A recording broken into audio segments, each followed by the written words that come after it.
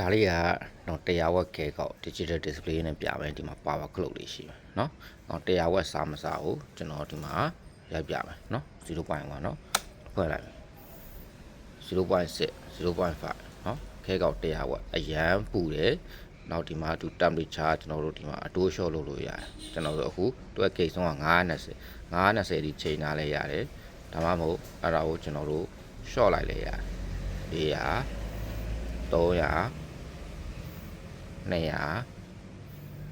180ဒီလျှော့လို့ရတယ်เนาะဒီကောင်အရန်ပူတာမြန်တယ်အခုချက်ချင်းသွားကြတယ်အခုချက်ချင်းတော်တော်ပူနေဒါသူ့ရဲ့အပူချိန်ကိုပြတာအခုချိန်ချက်ချင်းတက်လာเนาะဒီမှာ0.5 မို့တော့ခုနကကျွန်တော်ကအမြင့်ဆုံးတင်ထားတယ် 0.5 0.6 တက်တယ်အခု 0.3 ပဲတက်တော့တယ်เนาะ 0.3 ပဲခုနက100 watt အခု 0.3 ဆိုတော့ကျွန်တော်တို့80 watt လောက်တော့ရှိမယ်เนาะဒီမှာအပူချိန်တက်လာတာပြတယ်เนาะအပူချိန် okay ပြီးရင်ဒီကောင်ကတော့ power clock ကျွန်တော်သုံးနေရင်လည်းမလိုချင်လို့ပိတ်ထားလိုက်ရင်ဒီကောင်အပူချိန်ပြန်ရောက်သွားမယ်ပြီးရင်ဖွင့်လိုက်ရင်